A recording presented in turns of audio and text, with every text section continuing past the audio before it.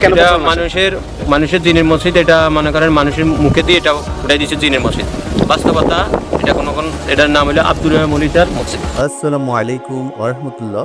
দর্শক, আজকে চলে আসলাম লক্ষ্মীপুর জেলা রায়পুর উপজেলা বেনায়েতপুর গ্রামে অবস্থিত জিনের মসজিদ নামের সেই বিখ্যাত মসজিদ দেখতে চলে আসলাম। কিন্তু সরাসরি এসে দেখলাম মসজিদটির নাম মসজিদ ই জামে আব্দুল্লাহ।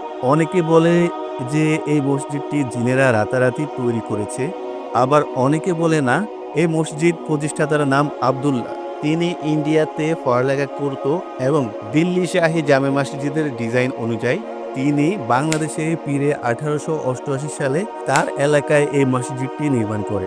ও এই মসজিদে 250 থেকে 300 মুসল্লি নামাজ আদায় করতে পারে এবং গভীর রাতে জিনেরা এসে এই মসজিদে নামাজ আদায় করত তৎকালীন সময়ে। তারপরে এই মসজিদটি পরিচিতি লাভ করে জিনের মসজিদ নামে। তবে প্রাচীন মনমুগ্ধকর ডিজাইন এবং মসজিদের গম্বুজ মিনার দেখে এখানে এসে ভালো লাগে। আসলে কি এটা জিনেদের তৈরি করা মসজিদ? হ্যাঁ, অবশ্যই, কারণ আমরা তো ছোটবেলা থেকেই শুনে আসছি যে এটা জিনেদের হাতে তৈরি। মানে জিনে করেছে? তো বলে তৈরি করছে, মানুষের কাছে শুনি। পুষ্কুনির পানি যে নেয় খায়, পুষ্কুনি যে দেখে, ওটাই তো একটা মানে অন্যরকমের একটা